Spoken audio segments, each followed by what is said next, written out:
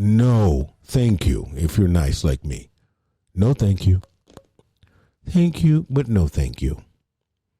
And I want you to watch that person in the next 6 months laid out on the street corner with a needle in their arms.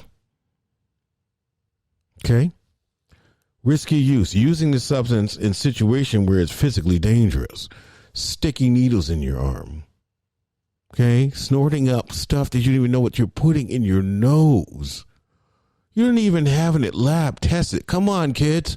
You're smarter than that. You guys think you're the smartest thing in the world at 15. You tell me what to do. I remember my kids tried to tell me what to do at 15. And sometimes I did listen because they are intelligent. Okay, you do know what to do. Then get the lab tested, bro. Sis, get a lab test. Find out what you're using. Like, use some sense. Do you understand if you are by yourself and you overdose, there is nobody there to save you. No one. If you're by yourself right now and stick a needle directly into your arm, okay, you're going to go out. 9 times out of 10, 99% sure, you're going to go right out, which means you're going to pass out because you've injected too much of a medicine. That usually fentanyl, from what I understand, is used, when people like with major surgeries where they're like cut down the middle and digging in and scalpeling here and cutting there. That's a lot of pain. So that's a heightened medicine to help pain. If you guys are struggling with life to this degree that you need to take some fentanyl or some crack or a bottle of liquor and drink it down, we've all been there as adults. We understand that. Talk to someone. Get a counselor. Talk with a counselor. I'm just one. I may not be the best one, but I'm one of many across this country. And you know what? In Massachusetts, I know therapy, if you have Mass Health is covered 100%. Go every week. Speak with your therapist. Talk with your therapist. Tell them what's going on. You don't need to shove a needle in your arm to feel better. That's not an option. And it shouldn't be the option. Dangerous use. Physical or psychological problems are caused by continued use of the substance. So guess what? Like I said, this thing is expensive. You start out, your friends are buying, and here, take a bag. Oh, girl, go ahead. Here you go. Right? That's how it starts out. But how does it finish? You're broke. Your grandmother's tired of you. Your dad's done with you. Your mom can't stand you. Your siblings won't talk to you. No one's going to let you live with them. Everybody's throwing you out. You have nothing. The homeless shelter don't even want you. Okay? It becomes an issue. Now you're close to being suicidal. Now you don't care if you die. Another effect of the use of substance use. Okay, so at some point you have to start recognizing that you're addicted. And I hate the excuse, I'm an addict. I'm an addict. You are an addict, and I get that. But you did not have to encourage someone else to be one either. So a lot of people use that excuse all the time. I'm an addict. It's part of my addict nature. We're going to talk about that. I'm going to explain to you exactly why you're digging into your grandmother's purse. I'm going to explain to you exactly why. Right? You're taking your mom's credit card and cash apping yourself $3,000. I'm going to tell you exactly why you're doing that. So stay tuned to the counselor. All right. Social and occupational problems. So not fulfilling major obligations at work, school, or home. So parents, back to you. How do you know when your children are using drugs? One of it is that they're skipping school, because you can't be in school nodding out.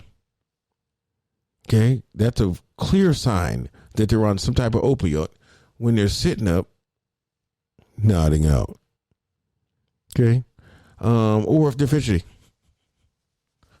Can't stop. Remember, feeling, doing all this. Clear signs. Very clear. All right. Not going to work. And I mentioned this before. Crystal meth has crept itself up from the the West Coast, up to the East Coast. And I lived out there, I know. They have so many people living in tents, it's sad to see. They call them tent cities. Because one thing about when you use crystal meth is you're going to lose your job.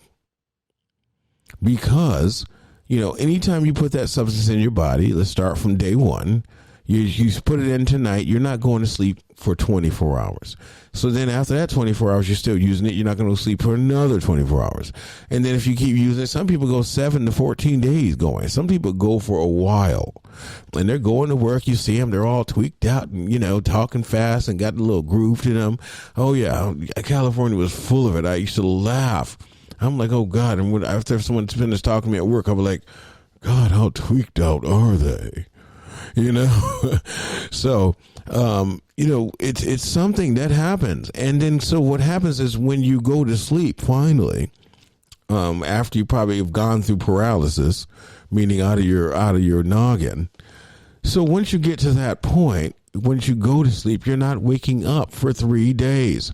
I promise you, you will not wake up because your body, your mind, all those nanograms of the dopamine that has increased so much, your brain has to come down. And when it goes down, it goes all the way down. And sometimes it goes below what the levels they should be. So the same pleasures that you would get at some point, you're not going to get that same pleasure at that point. You're going to get it at a lower point because your mind, you have no motivation. Your mind is trying to come back to where it should be, right? Your levels in your brain, because what you're doing is you're just increasing the levels of dopamine in your brain. I mean, this is not rocket science. All of these drugs, heroin, crack, alcohol, I think all of the levels only go to about 110 to 115 nanograms. It's not a lot. I think crystal meth, I think they go up to about 1,000. So you ever seen somebody tweaked out on crystal meth? It's it's scary to see and sad at the same time because they're looking at you, their eyes are open, but they can't see you. They're completely blacked out at that point because their mind has just reached the fluids in their mind, their dopamine levels have increased so high that no one's used to that. No one's used to that. Think about it this way. The pleasure, it's the pleasure part. When you have sex, I think it goes up to about 50 nanograms, I think, per deciliter. I can't remember exactly. We'll do a class on that at one point. But it goes about that. So you feel a little bit of pleasure, right? Some of us, it takes about 2 minutes to get there, and some of us 2 hours, right? Hint, hint. So yes, but that's a pleasure feeling, right? And so, when you're getting ready to do it again, whenever, with your wife or husband or whoever, you're going to, your mind is looking for that pleasure. But when you're using drugs, that almost doubles. And at 15 years old, okay, having that type of pleasure hit your body, it's unforgettable. You can't forget about it because guess what? You just felt so good for the first time in your life. All right. So this is not rocket science. I want you guys to start thinking, making a decision. I've been doing this for a while, and so far, the most people that have been dying are the youngest ones. Overdosing. I can't do it another day. All right. Social problems caused by continued use of substance use. There's a lot of people that have a lot of social issues. You start, thinking, using drugs, your brain starts telling you things. Remember, it's mind altering. So now you're not yourself. So, when I smoke crack or when I drink or when I use crystal meth or whatever, I don't want to eat. So now the drug has turned into something like a diet, like an appetite suppressant for you. Right? So of course you're feeling like, people are looking at you and you're feeling self-conscious and, you're not going to parties like you used to because you want to get high first. So socially you start backing away. You start separating from other people. All right. But you're a person too. If you're using crack today, if you're using alcohol today, if you're using drugs today, if you're on drugs today and you're watching me, pick up the phone and give me a call. I want you to know that you're somebody too. All right, that's what makes me so concerned and so saddened by this situation, is because your self-esteem is what is attacked and broken down. Your self-esteem. You no longer feel good about yourself. And so what does that do? Does that encourage you to stop using? No. You want to do more because you just want to feel bad. You enjoy that feeling that, yes, no one cares about me except for this drug. That drug is now your best friend. Okay? When you wake up in the morning on payday and the first thing you want to buy is that drug, that's your best friend. Some people don't even date anymore. I asked a couple kids, I think they were like 22 in detox. I said, do you have a girlfriend? Because one thing about opiates, and this is not everybody, but quite a few people that use opiates, there's nothing feeling down there in the lower Netherlands, the nether regions we call it. You're not feeling nothing. You're not even feeling it. Okay? So, you definitely don't have a girlfriend unless you have a girlfriend that's on it. And so both of you are not doing anything but passed out next to each other. Sorry. So, that's what happens ultimately at the end of the day. That you start losing interest in relationships. When's the last time you had a relationship? When's the last time you dated, went out to the movies? Because, oh, my God, it's $14. I can use that to buy me another bag. I can get me another drink with $14. When's the last time you done something for yourself? You start backing away socially. All right. Decreasing or giving up important social occupational activities. Once again, people aren't playing basketball anymore, like by the time they're 18, who love playing. They're not playing any soccer, football, like nothing. You're not going to play tennis. You're not playing racquetball at the club. You're not doing anything. All you want to do is get high. At 18 years old, that's all you want to do. Really. And then you have physical effects. So building tolerance, needing more and more of the substance to achieve the same effect. So now what took one bag that lasted you all day, right? Heroin users, right now you need one every 3 hours just to sustain, to not get sick. By the way, just for the record, for those of you who don't know this, you don't have to get sick anymore. And I want you to pick up the phone and give me a call. There are things out there now that can help you sustain. Okay? I promise you, you will not be sick anymore. And the reason why I'm saying that is because I did meet a young man who I hope one day will contact the show, who parents were using, and he was put on to use as well. And I'll let him tell his own story. But he never knew there were what they call medication assisted treatments for him. Because all he knew is that when he woke up in the morning, he had to run and get a bag from the drug dealer. He had to get one for the mom and the dad and himself because they were sick. And I said, well, have you ever heard of Suboxone? And he said, no, what's that? So I just want to mention there are medications out there that can help you get off of these drugs and stay off permanently. There is a plan that will help you, but we can't help you if you don't pick up the phone and call. All right, and lastly, experiencing withdrawal. We all know what withdrawal is. It's physical or psychological symptoms when not using the substance. So when you start feeling, your body starts having like feelings.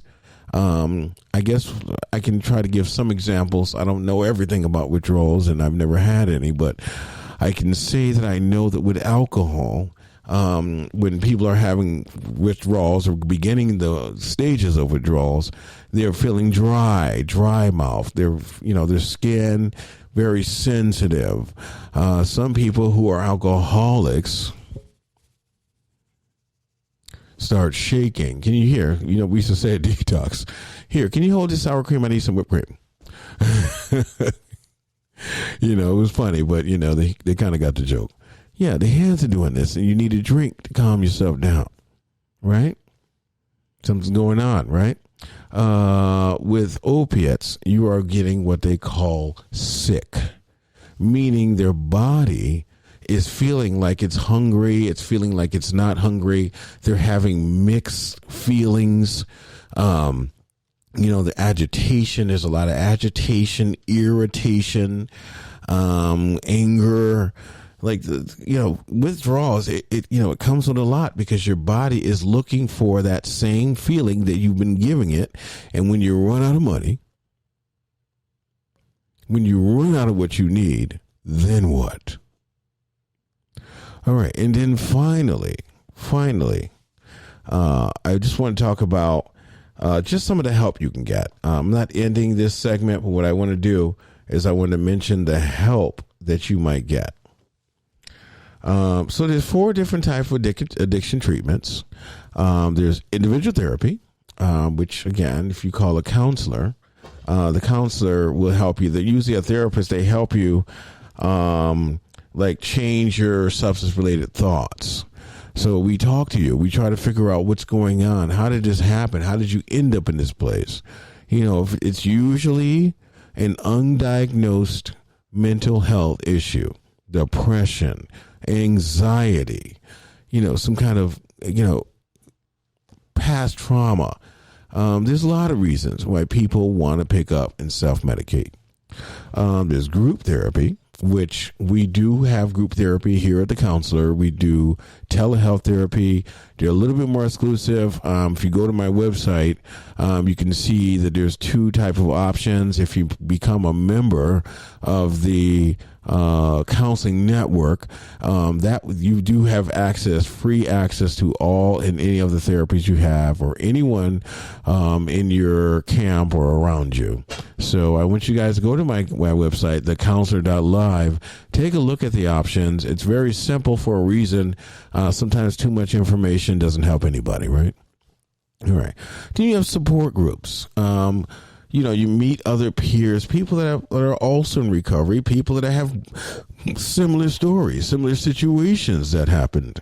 So you definitely want to participate in any type of social environment that has to deal with free of substance use. So people that are of like mind and don't want to be using. And then medication. So this medication is used in specific cases for symptoms management. Again, you can go to your doctor, or you can go to a detox. You can go to an emergency room and ask, is there medication that can help me to stop using? We call it medication assisted treatment, but ask somebody if you need some help. All right. So I want you guys to stay with us. We're going to be moving through the substance abuse, like what is addiction, and we're going to start getting into the nitty gritty. My name is Sheldon. I would love you to call in the show, email me at promo at thecounselor.live, or you can slide up in my DMs.